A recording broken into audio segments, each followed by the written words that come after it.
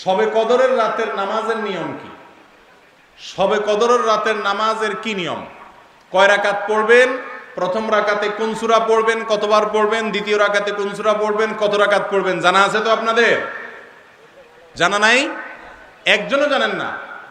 ইন্না লিল্লাহি ওয়া ইন্না ইলাইহি রাজিউন।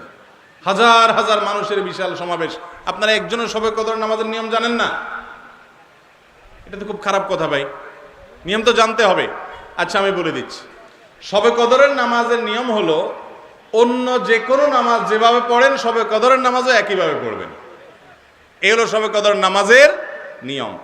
এমন কোনো কথা নাই যে শবে কদরের নামাজে প্রথম রাকাতে সূরা ফাতিহার পর অমুক সূরা এতবার পড়তে হবে, দ্বিতীয় রাকাতে ততবার পড়তে হবে, এরকম কোনো কথা কোরআন হাদিসে, এগুলা মন গড়া বিভিন্ন সিস্টেম, বিভিন্ন পদ্ধতির কথা, বিভিন্ন আপনার বাজারে নামাজ শিক্ষার বই নামে অনেক বই আছে, সব বই না, কিছু কিছু বই আছে, এইসব বইতে শবে কদরের নামাজ এত রাকাত, প্রথম রাকাতের এই নিয়ম, দ্বিতীয় রাকাতের ওই নিয়ম, এরকম বিভিন্ন কথা বলা আছে। এগুলো সব ভিত্তিহীন, মন গড়া, এগুলো কোরআন হাদিসে নাই। কোরআন হাদিসে লাইলাতুল কদরে অন্য রাতের মতো আপনি নামাজ পড়বেন, একটু লম্বা সময় নিয়ে পড়বেন।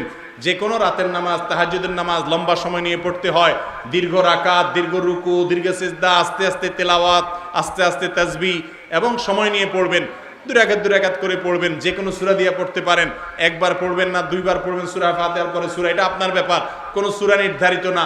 আপনি লাইলাতুল কদরের একটা জিনিস নির্ধারিত, সেটা হলো একটা দোয়া হাদিসে বর্ণিত হয়েছে, আম্মা জানা আয়েশা রাদিয়াল্লাহু তাআলা আনহাকে নবী করিম সাল্লাল্লাহু আলাইহি সাল্লাম শিক্ষা দিয়েছেন, তুমি যদি লাইলাতুল কদর পাও তাহলে দোয়া করবা। কি দোয়া? আল্লাহুম্মা ইন্নাকা আফুউন তুহিব্বুল আফওয়া ফাআফু আন্নী। আল্লাহ আপনি ক্ষমাশীল, ক্ষমা করতে ভালোবাসেন, অতএব আমাকে ক্ষমা করে দেন। ক্ষমা করতে ভালোবাসেন, অতএব আমাকে ক্ষমা করে দেন। এই দোয়া পড়বেন লাইলাতুল কদরে। এছাড়া আল্লাহর কাছে যে কোনো দোয়া করবেন, দুই রাকাত করে নামাজ যতটুকু পারেন তৌফিকুল্লাহ পড়বেন।